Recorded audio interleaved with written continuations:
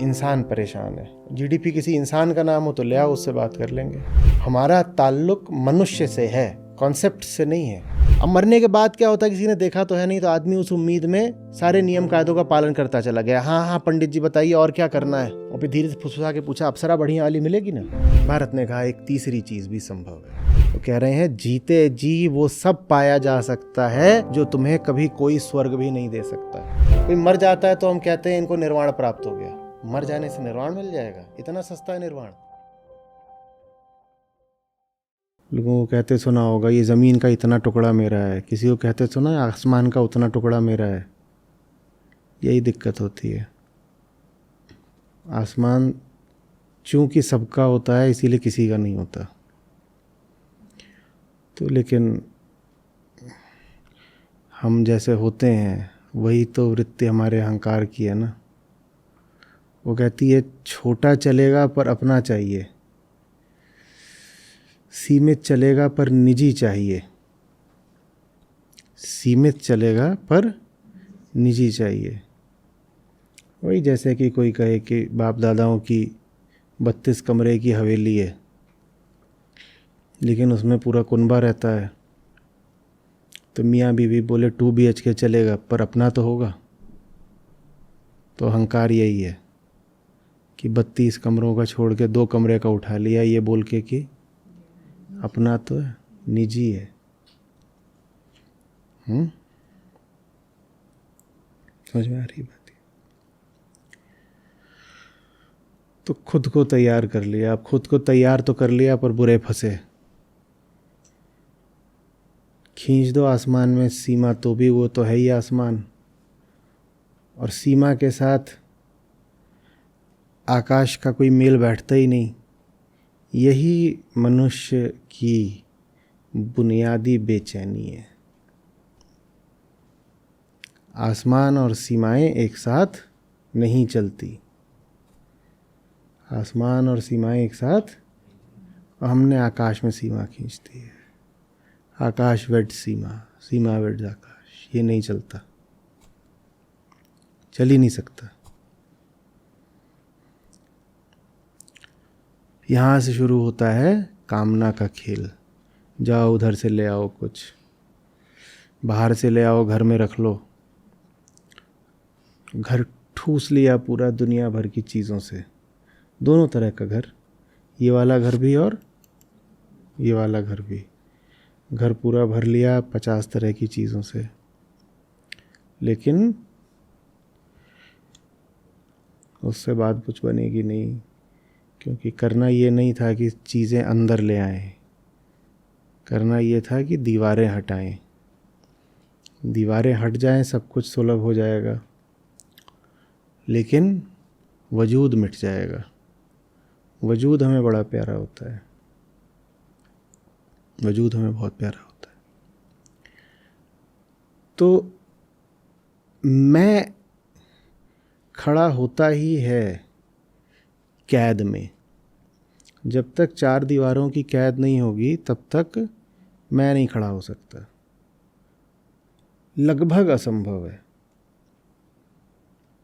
आप कुछ भी बोल लीजिए, मैं ये, मैं वो, मैं शिक्षित, मैं अशिक्षित, धनी निर्धन, कुछ भी, छोटा बड़ा, स्त्री पुरुष, कुछ भी, ऊंचा नीचा, कुछ भी बोल लीजिए अपने आप को आप। वो आपने एक कैद ही अपने लिए निर्मित करी है। अपने आप को आपने जो भी कुछ बोला, आपने उसके लिए एक कैद ही तैयार करी है। तो मैं का अर्थ ही होता है कैद। मैं माने सीमा, मैं माने सीमा। उसमें कोई दिक्कत नहीं थी अगर मैं कोई जड़ वस्तु होता। अब ये सामने स्क्रीन रखी है, ये स्क्रीन को तो हम अगर खुले आकाश के नीचे रख दें तो इसके लिए गलत ही हो जाएगा। कभी धूप पड़ेगी, कभी पानी पड़ेगा, कभी धूल पड़ेगी, खराब ही हो जाएगी। तो जड़ पदार्थ को सीमाओं से कोई आपत्ति नहीं है। सीमा से आपत्ति है बस चेतना को। मैं अगर कोई जड़ वस्तु होता तो मैं कैदी, ये कहने में कोई समस्या नहीं थी। मैं बोलता मैं कैदी, और प्रसन्न रहता। लेकिन मैं अपने आप को कैदी बोलकर कभी प्रसन्न रह नहीं सकता। अब क्या ये उलझन है? मैं अपने आप को कैदी बोल के प्रसन्न रह नहीं सकता और मैं को अस्तित्व में आने के लिए अपने आप को कैदी बनाना पड़ता है। हाँ, मैं हो ही तभी सकता है जब वो कैदी हो, जब सीमा हो। और अगर सीमा है तो मैं प्रसन्न नहीं रह सकता, संतुष्ट नहीं रह सकता। करे तो करे क्या? तो कुछ नहीं हो सकता। हमारी जो है बड़ी मूलभूत समस्या है, अस्तित्वगत समस्या है। हमारा होना ही समस्या है। हमारे वजूद, हमारी हस्ती में ही कुछ ऐसा है जो हमें कभी ठीक ठाक नहीं रहने देगा कि तृप्त, संतुष्ट, शांत।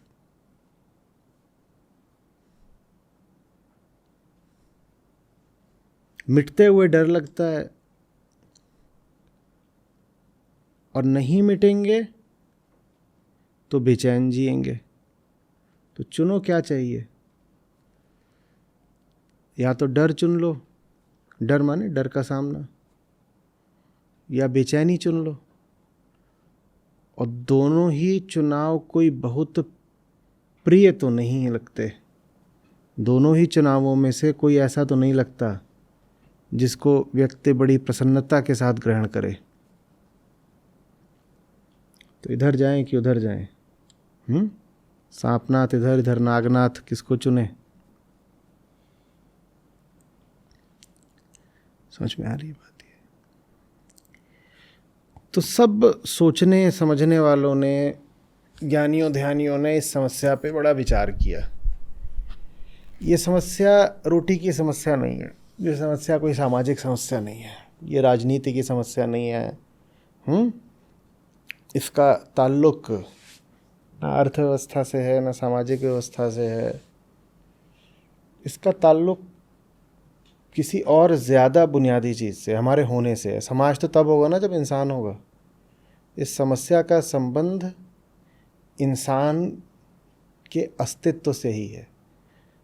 तो कुछ लोग थे जिन्होंने थोड़ा ऊपर ऊपर की समस्याओं को पकड़ा, उस पर विचार करने लग गए।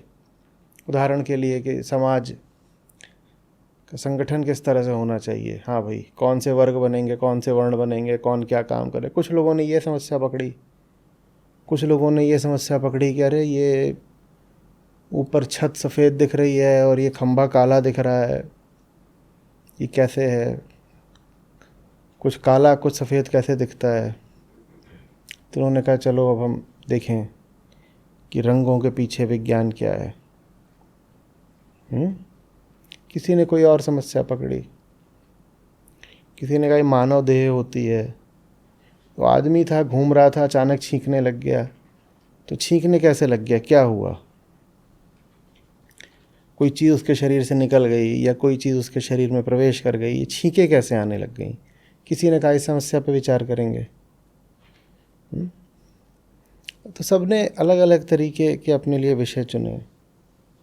पर कुछ थे जिन्होंने जो एकदम मूल विषय था वही चुना। बोले बाकी सब बातें अपनी जगह। ये बताओ कि क्या ये संभव भी है कि हम हों और बेचैन न हो? क्या ये संभव भी है? हम ये जानना चाहते हैं। और अगर ये संभव नहीं है तो हम ये विकल्प भी खुला रखते हैं कि जीना किसी काम का नहीं। कोई बाध्यता थोड़ी है कि जीना है ही। तो विचारक यहाँ तक गए, उन्होंने कहा अगर इस समस्या का कोई समाधान नहीं है तो जीना कोई अनिवार्यता भी नहीं है, जीवन त्यागा भी जा सकता है। अगर इंसान होने का मतलब ही है प्रतिपल दुर्गति में जीना, तो जीने की फिर क्या विवशता है भाई? नहीं जिएंगे। ये विचार की स्वतंत्रता है। वहाँ कोई भी बात पहले से मान के नहीं रख ली जाती। वहाँ ये नहीं कह दिया जाता कि अस्तित्व मान रहना तो ज़रूरी ही है ना। नहीं, ये समस्या ये है कि अस्तित्व के साथ बेचैनी अनिवार्य रूप से क्यों चिपकी हुई है। और उसमें अगर ये समझ में आता है कि बेचैनी तो रहेगी अस्तित्व के साथ, तो भाई फिर हम ये विकल्प भी खुला रखेंगे कि बेचैनी हटाने के लिए अस्तित्व ही मिटा दो। भारत में ऐसा नहीं सोचा गया, पर पश्चिम में ऐसा सोचा गया है। और जो पश्चिम का सबसे उन्नत दर्शन है और हालिया दर्शन है, उसी में ये बात सोची गई है। निर्णय नहीं लिया गया, ये निष्कर्ष नहीं है, इस पर विचार किया गया है कि जिए ही क्यों। और इस पर बहुत विचार करने के बाद निष्कर्ष यही निकला है कि नहीं, जिया जा सकता है। और ये जो बेचैनी है, अगर इसका समाधान संभव नहीं है तो कम से कम इससे संघर्ष तो संभव है। ये पश्चिम का अस्तित्ववाद का निष्कर्ष निकला है कि सारी बेचैनी के मध्य भी हैप्पीनेस पाई जा सकती है। उन्होंने हैप्पीनेस की बात करी, आनंद की बात वहाँ नहीं करते। तो इतना तो लेकिन उन्होंने भी स्वीकारा कि ये जो मैं की समस्या है, इसका कुछ उपचार तो संभव है ही। भले ही इससे पूरी तरह मुक्ति नहीं हो सकती, लेकिन इसका कुछ उपचार, कुछ ट्रीटमेंट तो हो सकता है। भारत ने कहा नहीं, इससे पूर्ण मुक्ति भी पाई जा सकती है, ट्रीटमेंट नहीं क्योर भी हो सकता है।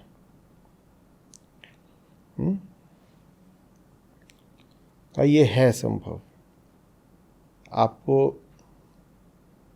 विज्ञान पता नहीं है, पर यह संभव है कि मैं रहे और कैद न रहे। ये संभव है, ये संभव है। ये संभव है कि चेतना रहे लेकिन उसमें सांसारिक पदार्थ न रहे, कि व्यक्ति चैतन्य है लेकिन उसका मन संसार की सामग्री से भरा हुआ नहीं है। भारत ने कहा यह संभव है। लगभग सभी भारतीय दर्शनों ने ये कहा और अपनी खोज को इस बिंदु तक लेकर आए कि ये संभव है।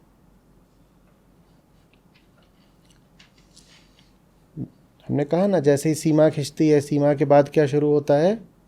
कामना का खेल।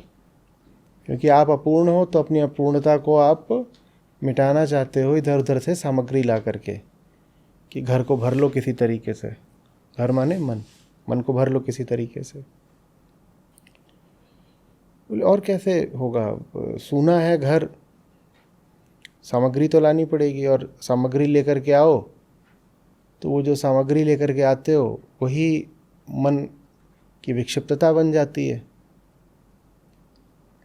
भारत ने कहा नहीं, ऐसी चेतना संभव है जिसमें सामग्री की अनिवार्यता न हो। जो ही सामग्री आप लेकर के आते हो वो आपको भाती तो बहुत है, क्योंकि वो आपकी पहचानों में एक परत और जोड़ देती है। आप गाड़ी खरीद के ले आए, आप कौन हो गए? आप गाड़ी वाले हो गए। जो भी सामग्री आप लेकर के आते हो वो आपको एक अतिरिक्त पहचान दे देती है। बड़ा अच्छा लगता है। और ये जो मैं है, ये पहचान के लिए ही व्याकुल रहता है। इसे अगर जीना है, इसे अगर होना है, तो इसको क्या चाहिए? पहचान चाहिए ना। आकाश की कोई पहचान नहीं होती, भूलिएगा नहीं। आकाश में आज तक आपने प्लॉट कटते नहीं देखे होंगे। आप नहीं कह पाएंगे कि वो आकाश, वो आकाश। हाँ, चांद पे आप ज़रूर अब जा कर के हिस्से अपने लिए तैयार कर लोगे, लेकिन चांद कोई आकाश थोड़ी ही है।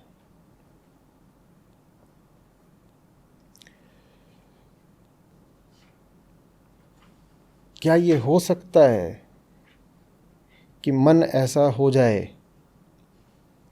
कि वो किसी भी पहचान, किसी भी विषय का ग्राहक और गुलाम न रहे? क्या ये हो सकता है? भारत में कहाँ हो सकता है? कैसे हो सकता है? कौन सा विषय है वो? कौन सा विषय है वो? मैंने कहा आप देख ही गलत दिशा में रहे हो। आप पूछ रहे हो विषय कौन सा है? विषय कोई नहीं ऐसा है।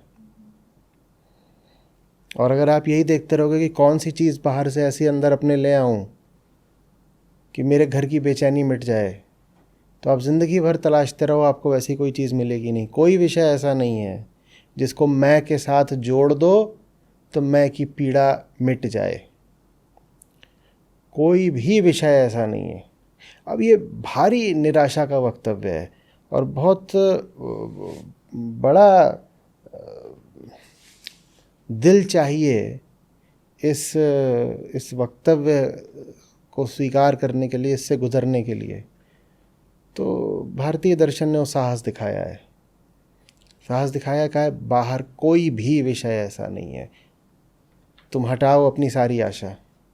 इसीलिए जो ग्रंथ हैं हमारे, ग्रंथ माने जो ग्रंथ कहलाने लायक पुस्तकें हैं, बाकी बहुत सारी पुस्तकें हैं, संस्कृत में कुछ लिखा है उससे वो ग्रंथ नहीं हो जाता। जो ग्रंथ है हमारे, उसमें एक बड़ा सम्मानीय शब्द है निराशा। उस शब्द के बिना काम नहीं चलता।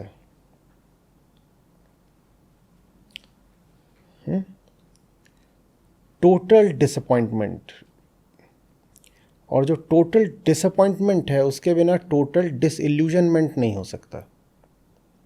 डिसइल्यूजनमेंट का मतलब होता है भ्रम मुक्त हो जाना। और एकदम विशुद्ध अर्थ लोगे तो डिसइल्यूजनमेंट का अर्थ होता है निर्मोही हो जाना, निर्मोहता। मोह का ही मतलब होता है इल्यूजन, भ्रम। तो निराशा इसीलिए ज़रूरी है ताकि निर्मोह घटित हो सके। जब तक निराश नहीं होगे तो भारत ने वो साहस दिखाया कि निराशा को स्वीकार कर सके। बोले बाहर कुछ नहीं ऐसा है जो भीतर हमें भरता है। बाहर जो कुछ है हमने उसको आजमाया, और हर वस्तु को आजमाने की ज़रूरत नहीं होती है। हमने देख लिया कि बाहर की जो वस्तुएं हैं वो कुछ मूल तत्वों से तैयार होती हैं। सब वस्तुएं एक दूसरे की जैसे नकल मात्र होती हैं, रूपांतरण मात्र होती हैं। उनके भीतर का जो तत्व होता है वो एक जैसा होता है। तो हर चीज़ को आजमाने की ज़रूरत भी नहीं है। जो मूल चीज़ें थी उनका प्रयोग करके देख लिया, बातें समझ में आ गई। कुछ नहीं मिलेगा और ज़्यादा प्रयोग करने से। अपने आप को ही झांसा देने वाली बात है। तो फिर क्या करना है? 5 चीज़ें मेरे घर में हैं और मैं बाहर की दिशा में देख रहा हूँ कि कौन कौन सी चीज़ें ले आऊँ कि मेरा घर भर जाए। और ज्ञानी महाराज बोल रहे हैं बाहर कोई ऐसी चीज़ नहीं है जो तुम्हारा घर भर सकती है। तो करना क्या है? क्या करना है? तो ज्ञानी जी बोलते हैं अच्छा ये बताओ कुछ भी क्यों करना है? समस्या क्या है? बोले बेचैनी रहती है। अच्छा, तो माने बेचैनी रहती है इसलिए बाहर भाग रहे हो ना? तुम्हारी मूल समस्या ये थोड़ी ही है कि तुम्हें बाहर कोई योग्य वस्तु या विषय नहीं मिल रहा है। ये तो नहीं है ना मूल समस्या? बोले नहीं, मूल समस्या तो ये नहीं है। इसको तो हम समाधान की तरह देखते थे कि बाहर से कोई चीज़ मिल जाए तो बेचैनी मिटे। तो बोले मैंने मूल समस्या तो ये नहीं है ना कि बाहर कोई सुयोग्य वस्तु नहीं मिल रही। बोले नहीं, मूल तो ये नहीं। बोले मूल क्या है अभी बताना फिर से एक बार। बोले मूल ये है कि घर है हमारा, घर में 5 चीज़ें हैं और वो 5 चीज़ें पा के भी हम रहते बहुत बेचैन हैं। बोले ठीक है, यहाँ से शुरुआत करते हैं। तो तुम्हारे पास 5 चीज़ें और तुम बेचैन हो। अब उन 5 चीज़ों की प्रकृति पर विचार करते हैं। तुम्हारा उनसे रिश्ता क्या है इसको देखते हैं। और ये जो प्रश्न थे, इन प्रश्नों से ज्ञान का जो क्षेत्र तैयार हुआ उसको बोलते हैं आत्मज्ञान। जो कुछ भी मेरे पास है, जो कुछ भी मेरे पास है, उससे मेरा रिश्ता क्या है। और एक बड़ा गजब निष्कर्ष सामने आया। बोले ये सवाल ही तुम्हारा गलत है कि जो कुछ भी तुम्हारे पास है उससे तुम्हारा रिश्ता क्या है। जब तुम रिश्ते की बात पूछ रहे हो तो तुम ये माने बैठे हो कि तुम्हारे पास जो कुछ है और तुम जो बने बैठे हो ये दो अलग अलग चीज़ें हैं। बोले एकदम भी नहीं, जो तुम्हारे पास है वही तुम हो। बोले हैं, हाँ, जो तुम्हारे पास है वही तुम हो। और तुम कैसे हो? बोले नहीं, मैं तो परेशानी हूँ। बोले तो बस वही, जो तुम्हारे पास है वही परेशानी है फिर। बोले तुम हो अहंकार, और अहंकार की कोई हस्ती नहीं है उन विषयों के बिना जिनसे वो संयुक्त है। और अगर अहंकार कहता है कि वो परेशान है, माने परेशानी से संयुक्त है, तो इसका मतलब ये है कि जो कुछ भी तुम्हारे पास है वही तुम्हारी परेशानी है। अच्छा, तो बोले इससे फिर आशय क्या निकला? बोले आशय ये निकला कि बड़े बेवकूफ़ आदमी हो, 5 चीज़ें तुम्हारे पास हैं वही तुम्हारी परेशानी है, अभी तुम 50 और इकट्ठा करने जा रहे थे बाहर। बोले हाँ, इरादा तो यही था कि अभी जाके और बटोर लाएं ज़िंदगी में। बोले जो तुम पकड़े हुए हो वही तुम्हारी परेशानी है, अभी तुम्हें और चाहिए? तो चुप, क्या जवाब दे, क्योंकि निष्कर्ष तो सीधा यही निकल रहा है कि और नहीं मांगना चाहिए, पर वृत्ति बोलती है कि और होना चाहिए। हालांकि सीधा तर्क, सीधा हमारे पास एक परिणाम आ गया है सामने कि जितना है उतने ने ही तुमको इतना व्यथित कर डाला, तुम उसमें और क्यों जोड़ रहे हो? पर जब अपने इर्द गिर्द अहंकार संसार का रुझान देखता है तो उसमें पाता है कि इकट्ठा करना ही जैसे जीवन का नियम हो। अज्ञानी जी ने एकदम उल्टी बात बता दी। वो बोले इकट्ठा करना छोड़ो, जितना पकड़े हुए हो वो भी तुम्हारे लिए घातक ही हो रहा है। जो तुम पकड़े हो 5 चीज़ें, उन्हीं 5 चीज़ों के कारण तुम 50 चीज़ें और मांग रहे हो। ये जो तुम 5 चीज़ें पकड़े हो, इन्हीं 5 के कारण तुम्हें 50 की और इतनी ज़रूरत है, इतनी ख्वाहिश है। अच्छा, तुमने सुना नहीं है कि एक झूठ बोलो तो 100 फिर बोलने पड़ते हैं? वैसे ही 5 चीज़ें पकड़ो तो 500 और पकड़नी पड़ती हैं। और जो 500 तुम चीज़ें ढूंढ रहे हो मिल नहीं रही दुनिया में, तो तुम परेशान रहते हो। तुमको लगता है तुम्हारी समस्या ये है कि तुम्हें उपयुक्त चीज़ दुनिया में मिल नहीं रही है, और किसी तरह तुम्हें मिल गई वो 5 चीज़ें जो तुम ढूंढ रहे हो, 500 चीज़ें, तो अगला कदम ये होगा कि तुम्हें 5000 चीज़ें और चाहिए होंगी।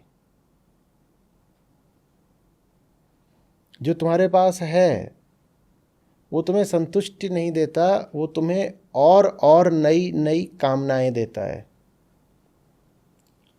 जो तुम्हारे पास है वो तुम्हारी अपूर्णता पर विराम नहीं लगाता, वो तुम्हारी अपूर्णता को नए नए प्रकार के विस्तार देता है।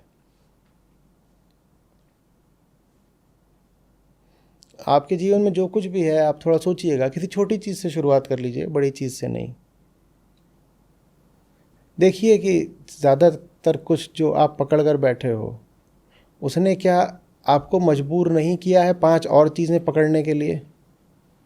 जिस भी चीज़ से आपने मन लगा दिया है, लगन लगा ली है, मोह हो गया है, आसक्ति हो गई है, उसको हम प्रेम भी बोल देते हैं बहुत बार, उसके बाद ज़रूरतें और बढ़ी हैं कि घटी हैं? तो जो 5 चीज़ें तुम्हारे पास हैं वो तुम्हें 500 की और भेजेंगी। लेकिन महाराज इसी को तो तरक्की बोलते हैं ना, इसी से तो फिर देश का जीडीपी बढ़ेगा कि 5 चीज़ें थी पहले, उन 5 चीज़ों के बाद अब मजबूरी ये हो गई कि 500 और लेके आओ। तो ज्ञानी बोले जीडीपी वगैरह हम नहीं जानते, हम इतना जानते हैं कि इंसान परेशान है।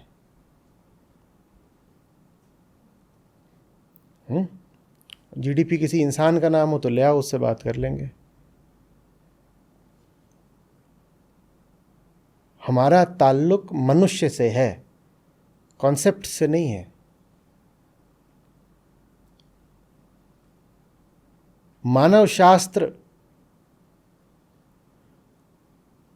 से संबंध है हमारा, अर्थशास्त्र से नहीं। क्योंकि बाकी जितने शास्त्र हैं सब किसके लिए हैं? मानव के लिए है ना। मानव ही अगर परेशान है तो 100 और प्रकार के क्षेत्रों में प्रगति करके क्या होगा? सारी प्रगति की जाती है अपनी परेशानी मिटाने को, और अगर वो प्रगति ही परेशानी से जुड़ी हुई हो तो उस प्रगति से क्या मिलना है? समझ में आ रही है बात ये?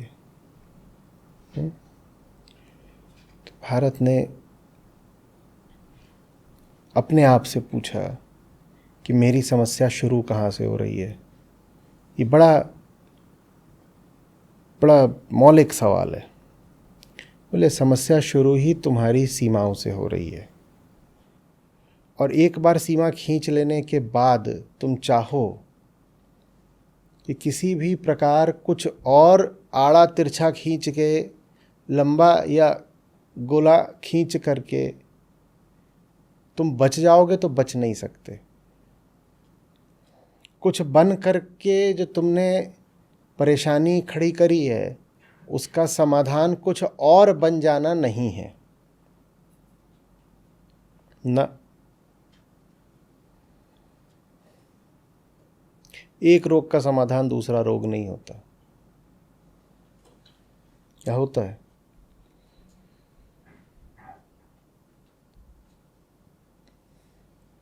पर हम बहुत चतुर लोग हैं, हम समाधान निकाल लेते हैं। यहाँ पे कुछ लग गया है, रंग लग गया है, लेकिन मिलने जाना है। छुटा रहे थे, गाल घिस गया, खून आने को तैयार हो गया, छूट नहीं रहा है, कैसे जाएं वहाँ पे, लोग हैं देखेंगे, फ़ोटो भी खींचेगी। बोले पागल, रंग कहाँ है जो लग गया था? ये रहा, इधर भी लगा ले। जीन्स पहन के जा रहे थे, एक तरफ फट गई, बोले तो दूसरी तरफ भी बराबर की फाड़ दे और पूरी काट दे। फिर हम चतुर लोग हैं ना, हम एक समस्या के सामने उसके बराबर की समस्या को समाधान बना लेते हैं। वो जीन्स में चल जाता है, जीवन में नहीं चलता।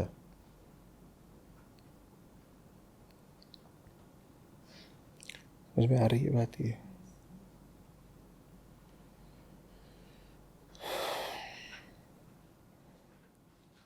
तो एक तो स्थिति ये है कि अगर जिंदा हो तो कैद में रहोगे,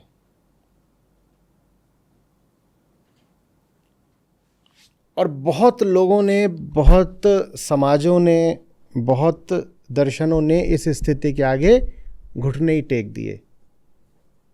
बोले हाँ, जिंदा रहने का तो मतलब ही होता है कि बहुत सारी कमियां रहेंगी ही। तो उन्होंने ये जो फिर इसकी वजह से भयानक अवसाद पैदा होता है कि जिंदा रहने का तो मतलब ही है कि 100 तरीके की परेशानी बेचैनी लगी रहेगी। इस भयानक अवसाद से पार पाने के लिए एक दूसरे लोक की रचना की, बल्कि कल्पना की। बोले देखो, हाँ इस लोक में तो समस्या है कि इंसान जब तक रहेगा परेशान ही रहेगा, और हमारी बुद्धि इस समस्या कोई हल भी नहीं निकाल पा रही है। तो एक काम करते हैं, एक दूसरे लोक का निर्माण कर लेते हैं, वो मरने के बाद मिलेगा, और वहाँ जा कर के तुमको तमाम तरह की खुशियाँ मिल जाएंगी। वो सब खुशियाँ जो तुम्हें इस दुनिया में कभी भी नहीं मिल सकती थी, वो सब खुशियाँ तुमको वहाँ ऊपर मिल जाएंगी। ऊपर या दाएं बाएं, जहाँ भी जिसके जैसे मन में आया उसने वैसे बता दिया। ऐसे भी लोग हैं जिन्होंने कहा मरने के बाद नीचे पाताल में जाते हैं, वहाँ ईश्वर एक बैठता है। हर तरीके के लोग हैं, जिसकी जैसी बुद्धि चली। तो ये एक तरह का हमने अपने आप को मुआवजा दिया। ये कॉम्पेंसेटरी मैकेनिज्म है मेंटल। चूंकि आप जीवन को आनंदपूर्ण नहीं बना सकते, तो आपने कहा एक काम करो, जीवन को अनुशासित बना दो। अनुशासित बना दोगे, अगर शर्त पूरी कर दोगे सारे अनुशासन की, तो मरने के बाद तुमको आनंद तो पता नहीं, पर हैप्पीनेस ज़रूर मिलेगी। तो दुनिया के तमाम सभ्यताओं ने और धर्मों ने यही काम कर डाला। उन्होंने जीवनोत्तर लोकों की रचना कर दी।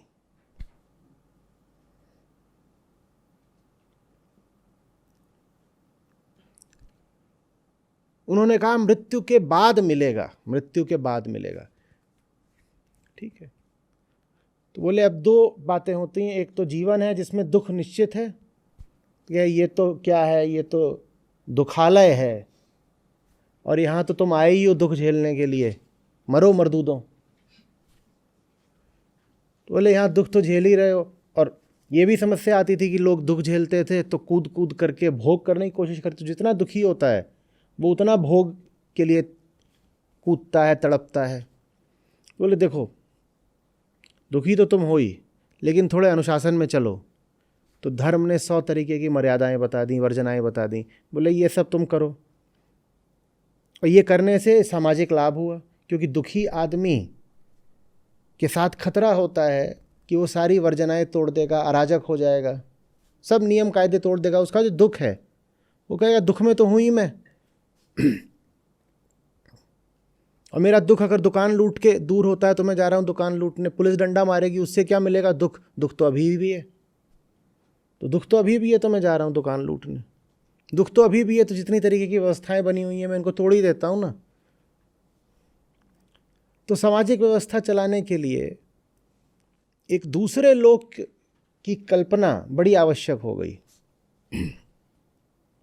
कहा गया इस लोक में तुम्हें कैद है, वो जो लोक है उसमें तुमको कैद से और दुख से और सब तरीके के झंझट से मुक्ति मिल सकती है, बशर्ते तुमने इस जन्म में पुण्य कमाया हो। और पुण्य कैसे मिलेगा? अपना अनुशासन रखो, वर्जनाओं का पालन करो, इच्छाओं का दमन करो, ये सब अपना करो तो तुमको फिर पुण्य मिलेगा। और पुण्य के आधार पे तय किया जाएगा कि तुमको वहाँ ऊपर किस स्तर की खुशी मिलेगी और भोग के कितने आनंद प्राप्त होंगे। तो इसीलिए आप पाओगे कि ज़्यादातर जो सब हेवन, जन्नत, स्वर्ग और इस तरह की बातें कही गई हैं उसमें वो सारे सुख बताए गए हैं जिसके लिए एक आदमी ज़मीन पर लालायित रहता है पर अक्सर पाता नहीं है। शहद की नदियाँ बह रही हैं, दूध की नदियाँ बह रही हैं, इटर्नल यूथ है, वहाँ पहुँच जाओ उसके बाद उम्र नहीं बढ़ती, और मौज में घूमो, बुढ़ापा नहीं है, बीमारी नहीं है। वो सब चीज़ें जो आपको इस ज़मीन पर दुख देती थी आपको बता दिया गया वहाँ पे नहीं दुख देंगे। ये वास्तव में आपसे ये कहा गया कि देखो भाई अभी तुम्हारे ज़मीन पे जो दुख है उसका तो हमारे पास कोई इलाज है नहीं, तो हम तुमको फिर एक रूमानी और मधुर कल्पना दिए दे रहे हैं। कम से कम उस कल्पना के भरोसे तुम जी लोगे और दुनिया में उपद्रव नहीं करोगे। वो कल्पना भी नहीं रहेगी तो आदमी उपद्रवी हो जाएगा, विद्रोह हो जाएंगे, क्रांति हो जाएगी। तो जो आफ्टर लाइफ है उसका सिद्धांत बहुत ज़रूरी था ताकि आदमी की जो बेचैनी है उस पर ढक्कन रखा जा सके, नहीं तो विस्फोट हो जाता। और इसीलिए आप कहीं भी चले जाओ, जब से मानव ने विचार करना शुरू किया तब से आज तक जहाँ जहाँ भी सभ्यता बढ़ी है आगे, वहाँ हमेशा किसी न किसी तरह की आफ्टर लाइफ का सिद्धांत ज़रूर रहा है। वो सिद्धांत इसलिए नहीं रहा है कि इंसान ऊपर जा कर के खुशी पाए, वो सिद्धांत इसलिए रहा है ताकि समाज में अव्यवस्था न फैल जाए। नहीं तो बेचारे राजाओं का क्या होता, जब व्यवस्था चलेगी तभी व्यापार आगे बढ़ेगा, व्यापार बढ़ेगा तभी तो वो फिर टैक्स और कर वगैरह लगा पाएंगे, नहीं तो राजाओं की तिजोरी का क्या होगा। जहाँ पर अव्यवस्था हो जाती है वहाँ पर फिर राजा जैसी भी कोई चीज़ नहीं बचती ना, वो क्या करेगा। राजा तब बचे जब पुलिस का खौफ हो, राजा तब बचे जब उसके लोग जा कर के किसी तरह की लगान और टैक्स और ये सब वसूल कर पाएँ। समाज में अगर क्रांति होने लग गई तो कौन सी पुलिस और कौन सा टैक्स। तो फिर ये सब करा गया, व्यवस्था करी गई कि चलो अब एक, तो ये दो सिरे हमें हर जगह मिलते हैं। दो सिरे क्या? पहला कि जब तक मैं है तब तक कैद रहेगी, और दूसरा सिरा ये मिलता है कि कैद से मुक्ति संभव है मैं के मिट जाने के बाद। मैं के मिटने का मतलब क्या? कि मर जाओ, देह मिट गई। बोले मैं कि मिटाने का एक ही तरीका है बेटा, देह मिटेगी तभी मैं मिट सकता है। हाँ, जब तुम्हारी देह मिट जाएगी और मर मुरा जाओगे तो उसके बाद वो सब 72 हूरें आएंगी और वो सारा होगा, तुम्हें मिलेगा। इसमें ये बिल्कुल नहीं सोचा गया कि उन 72 हूरों का क्या होगा। वहां पे तो तुमने परियां, अप्सराएं, हूरें सब ये सब खड़ी कर दी, पर उनके भी कुछ मानवाधिकार हैं कि नहीं? अच्छा, मानव है ही नहीं तो उनके मानवाधिकार कैसे? माने ऐसे ऐसे लोग जो जमीन पर सिर्फ दुखी जीवन जिए, ऐसे लोगों की संगति कौन करना चाहेगा? आप करना चाहोगे? आपको बताया जाए एक आदमी है, वो हमेशा दुखी ही रहता है, बोले आज उसके साथ आपको ज़रा एक शाम गुजारनी है, आप पसंद करेंगे क्या? पर ऐसों से ही हमारे सब स्वर्ग वगैरह भरे हुए हैं। तो ये दो तरह के लोग हमने तैयार करे, एक जो जिंदा हैं और बेचैन है, दूसरे वो जिनके पास चैन है पर मुर्दा है। मुर्दा माने मर चुके हैं, मरने के बाद उनको बहुत ऐश मिल रही है। अब मरने के बाद क्या होता है, किसी ने देखा तो है नहीं, तो आदमी उस उम्मीद में सारे नियम कायदों का पालन करता चला गया। हाँ हाँ पंडित जी बताइए और क्या करना है? और फिर धीरे से फुसफुसा के पूछा, अप्सरा बढ़िया वाली मिलेगी ना? इस जन्म में तो यही लग गई है मोटी मेरे साथ, ये मरने से रही।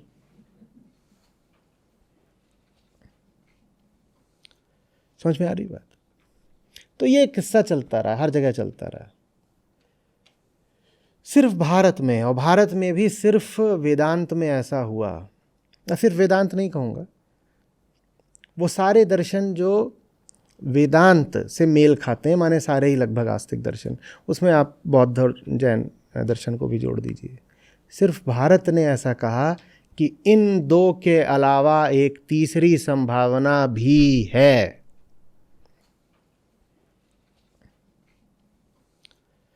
दो संभावनाएं कौन सी हैं? पहली ये कि जिंदा हो और बेचैन हो, दूसरी ये है कि चैन में हो और मरे हुए हो। तो हमसे ये कह दिया गया कि चैन पाने का एक ही तरीका है, क्या? मर जाओ। और हमने अभी थोड़ी देर पहले कहा था कि इस संभावना पर पश्चिम ने भी विचार करा था, अभी हाल में ही विचार करा, लेकिन राहत की बात यह है कि उन्होंने बस विचार ही करा, उन्होंने इसको अपने दर्शन का निष्कर्ष नहीं बना दिया। तो अल्बेर कामू खास तौर पे अगर आप उनको पढ़ेंगे तो उनका यही बहुत, उन्होंने इस पर सोचा कि जिए तो जिए क्यों।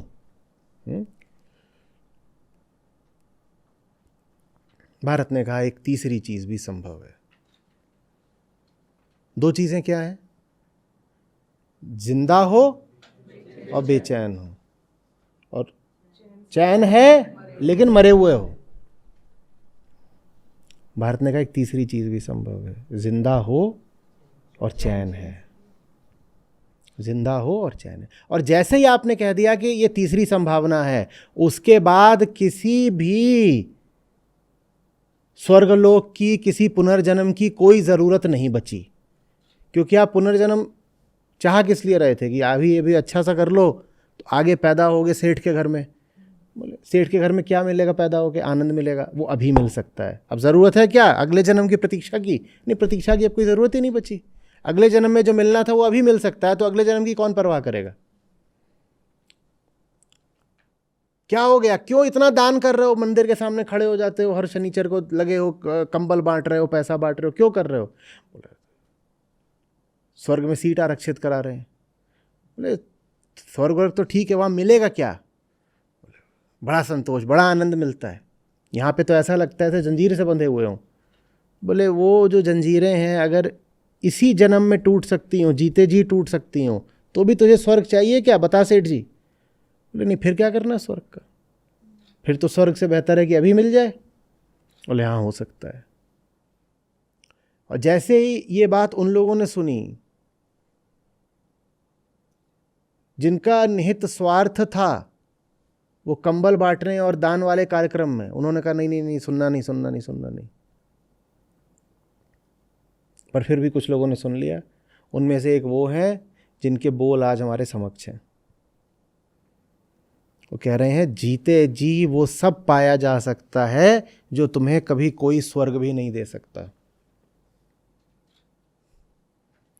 जिस मुक्ति के लिए, जिस आनंद और जिस संतोष के लिए तुमने कितने स्वर्गों की कल्पना कर डाली,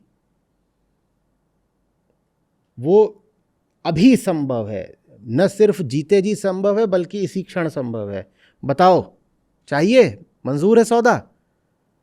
तो लोगों ने कहा अगर हो सकता है तो मंजूर है। बोले हाँ हो सकता है, हो सकता है, एकदम हो सकता है। आ रही बात समझ में?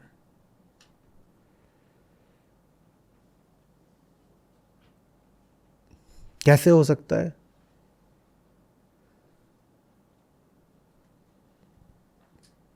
साहस करना पड़ेगा अपनी इस मान्यता को छोड़ने का कि तुम्हें किसी की जरूरत है।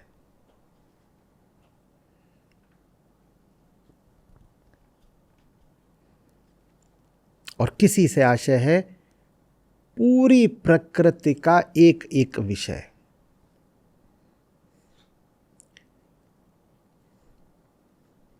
विषय नहीं छोड़ने हैं, ये मान्यता छोड़नी है कि तुम्हारी हस्ती उस विषय पर आश्रित है। विषय को छोड़ना बहुत छोटी बात होती है। विषय को छोड़ाओ, मान्यता तो तब भी यही पकड़े हुए हो ना कि कुछ नुकसान हो गया। कितने ही विषय हैं जो छूट जाते हैं, छूटते नहीं हैं तो मिट जाते हैं, चोरी हो जाते हैं, नष्ट हो जाते हैं, कुछ हो जाता है। कितनी चीज़ों से हमारा रिश्ता होता है, वो चीज़ें नहीं रहती। वो चीज़ नहीं रही तो हमारी क्या मान्यता नहीं रही? मान्यता तो तब भी यही रहती है ना कि वो चीज़ मेरे अस्तित्व के लिए बड़ी ज़रूरी थी। ये जो हमारे सामने है ये भले ही एक सूफियाना कलाम है, लेकिन ये पूरे तरीके से वेदांत से उठ रहा है। मैं बेकैद, मैं बेकैद, ना रोगी ना वैद। ये एक सशक्त अभिव्यक्ति है। अहंकार का साहस कहना हो तो साहस कहिए, प्रेम कहना हो तो प्रेम कहिए। मैं ये घोषणा करने को तैयार हूँ कि द्वैत का जो ये जगत है जिसमें सब कुछ जोड़ों में रहता है, रोगी है तो वैद होगा,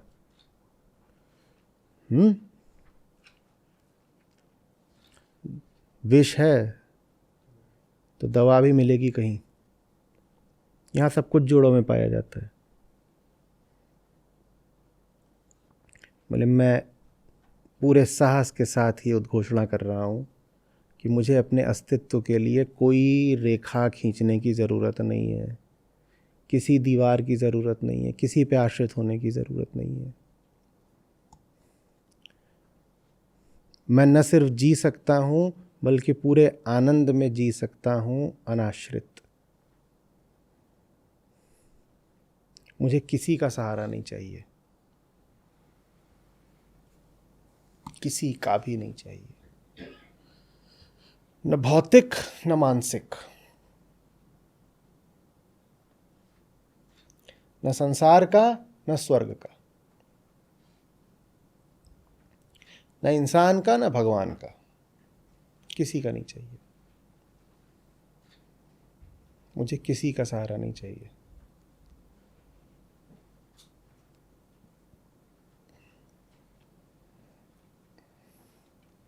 हमने कहा था ये वक्तव्य साहस का है और साथ ही ये भी कहा था कि ये प्रेम का है ना। जब आप कहते हो कि मुझे किसी पर आश्रित नहीं होना, तब आप सबके प्रति प्रेमपूर्ण हो जाते हो। और जब आप आश्रित होते हो तो आप दो तरफा हिंसा करते हो। आप जिस पर आश्रित हो उस पर भी हिंसा करते हो,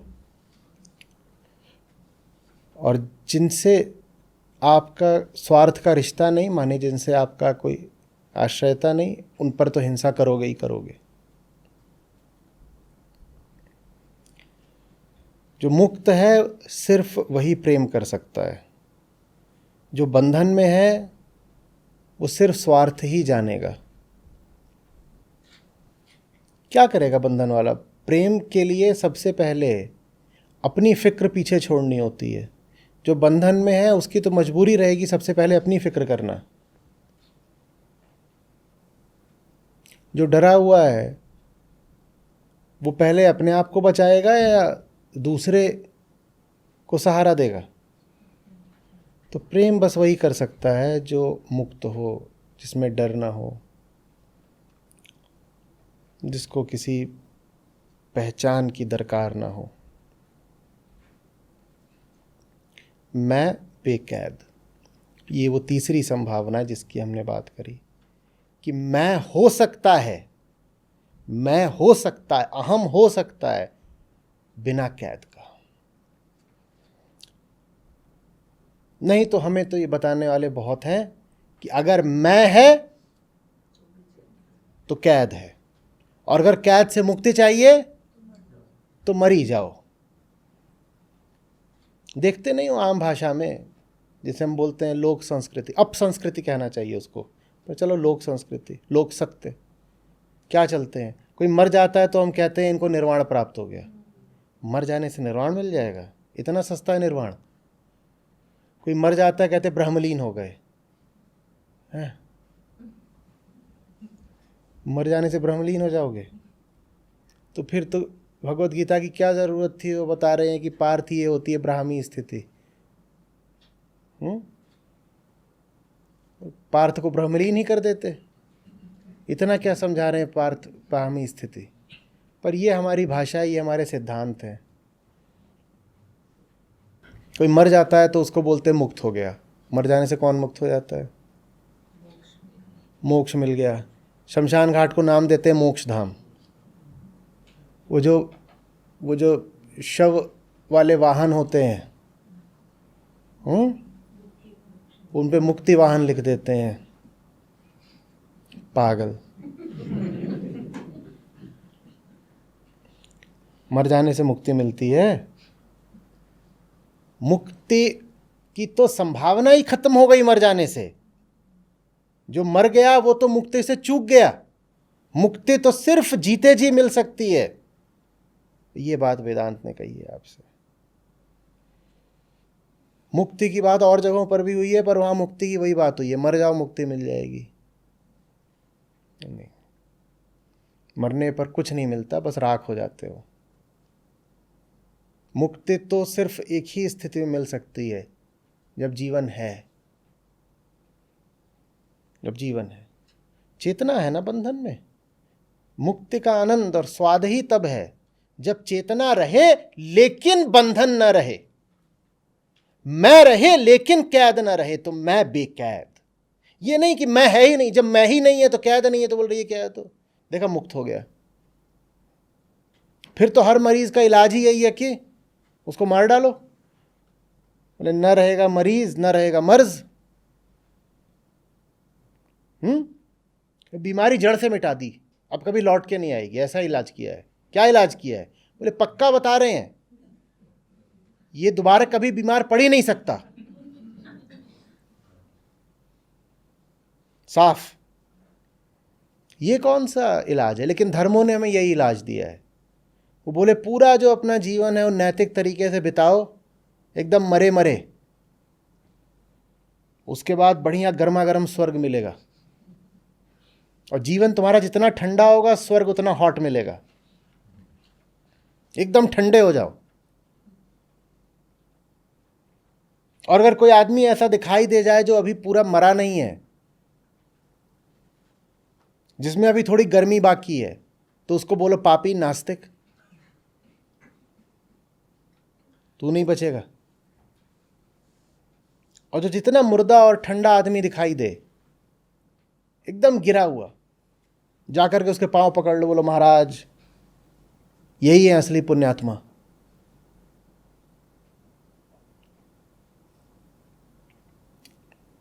हमेशा से ऐसा नहीं रहा है। ये भारतीय दर्शन पर भी जो बाहरी प्रभाव पड़े हैं पिछले 1000 सालों में, उनमें ऐसा हुआ है।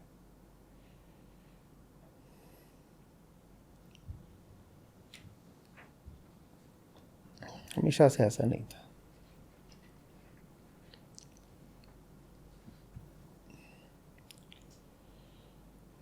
मृत्यु को पूजना धर्म कहाँ से हो सकता है?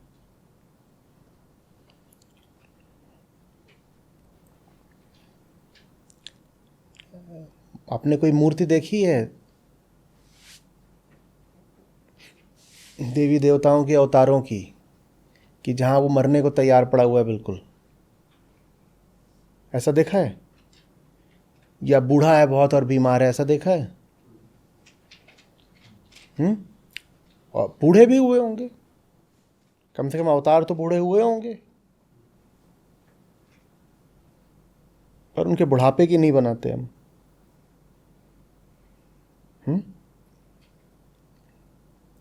25, 30, 35 के लगते हैं मूर्तियों में, इससे ज़्यादा के नहीं। ठीक, बूढ़े तो पड़े होंगे ना, ऐसा तो नहीं था कि मर गए थे 30-35 में ही।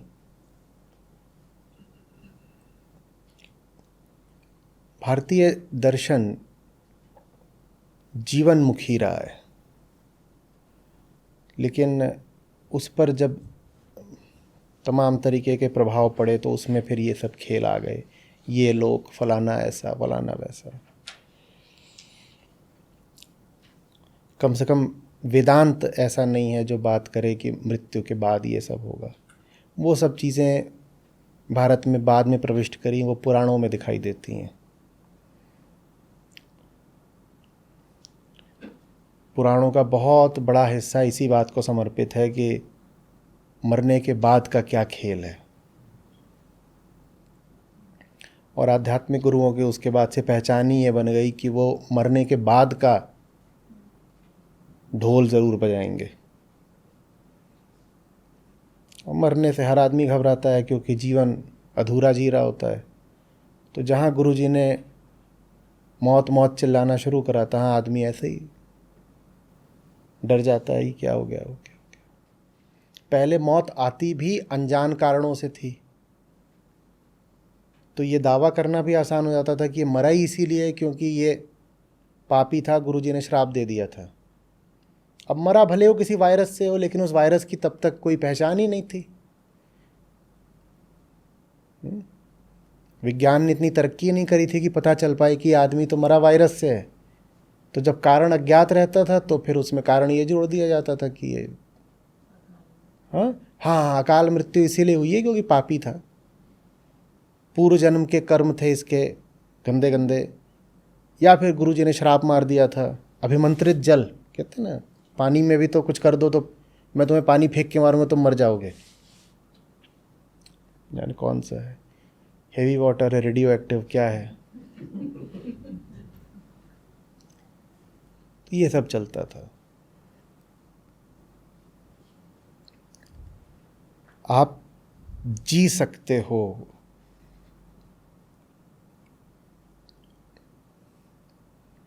जो उच्चतम है उसको अभी पा सकते हो।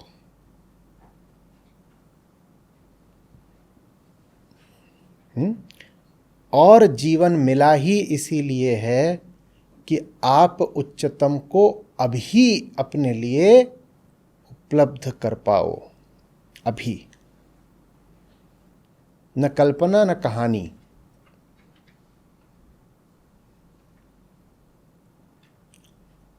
मुक्त आनंद,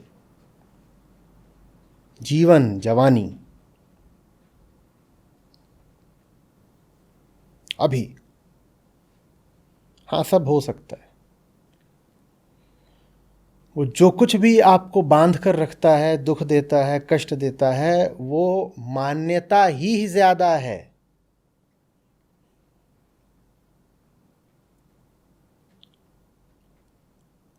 जहां कहीं भी आप फंसा हुआ अनुभव करते हो, कष्ट और चोट पाते हो, वहां देखिएगा ये कोई मान्यता आपकी खड़ी हुई है। गौर करिएगा। अक्सर स्थिति को या किसी विषय को दोषी ठहराने में हम इतने तल्लीन हो जाते हैं कि अपनी ओर देखना भूल जाते हैं। हमको एक आसान तरीका मिल जाता है ना,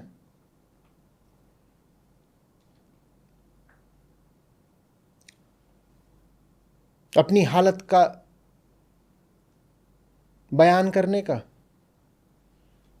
कोई पूछता है क्यों दुखी हो, कह देते हो पड़ोसी ऐसा है ना। ये आपने एक सस्ता विवरण दिया अपने दुख का कि मैं दुखी हूं क्योंकि मेरा पड़ोसी ऐसा है। नहीं नहीं नहीं, कोई और बात है जो आंतरिक है, और चूंकि वो आंतरिक है इसीलिए उस बात को छोड़ने पर आपका पूरा अधिकार है। पड़ोसी पर नहीं आपका अधिकार है, बिल्कुल बात। पड़ोसी तो संसार माने माया माने प्रकृति का हिस्सा है, उस पर तो किसी का बस चलता नहीं, लेकिन आप पर तो आपका बस चलता है ना। और आपका दुख आपकी मान्यता है, आपकी मान्यता आपके बस की बात है, उसको छोड़ा जा सकता है, दुख को छोड़ा जा सकता है। जीवन पूरी समग्रता में, संपूर्णता में जो भी ऊंची से ऊंची उपलब्धि है उसके साथ जिया जा सकता है। मैं बेकैद, मैं बेकैद, ये संभव है, संभव है। न तो जीवन भर घुटते रहना है और न किसी अगले जन्म के ख्वाब बुनने हैं।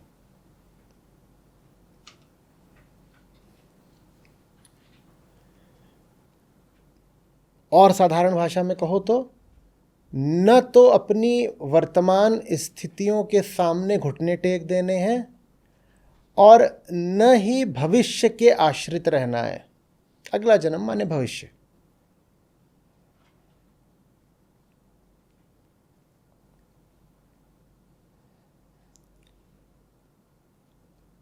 यह भी नहीं कह देना है कि अभी मेहनत कर रहा हूं इससे भविष्य अच्छा मिलेगा, नहीं। तुम ऐसे जी सकते हो कि तुम्हारी मेहनत में ही तुमको वो मिल जाए जो तुम कभी भविष्य में तलाशते थे।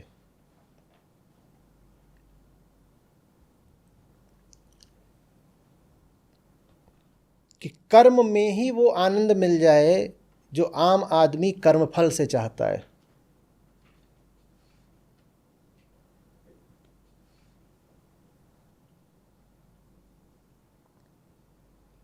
समझ में आ रही है बात? ये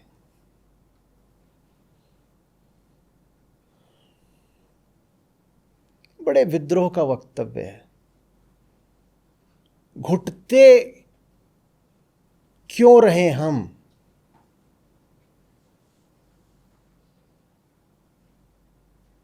जो दुख जरूरी नहीं उसको क्यों सहें हम? और किसने बोल दिया कि इंसान होने का मतलब ही है अनिवार्य रूप से दुख झेलना? इंसान होने का मतलब है सामान्य रूप से दुख झेलना, अनिवार्य रूप से नहीं। आप अगर सही नहीं जी पा रहे हो तो दुख झेलोगे। दुख अनिवार्यता नहीं है, दुख एक भूल है। दुख भूल है। भूल करना जरूरी?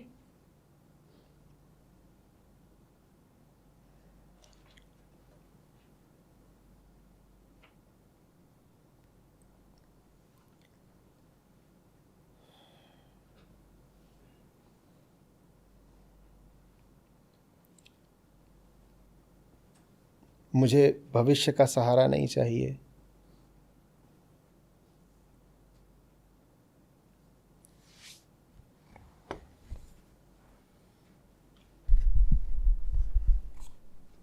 मुझे अतीत से पहचान भी नहीं चाहिए।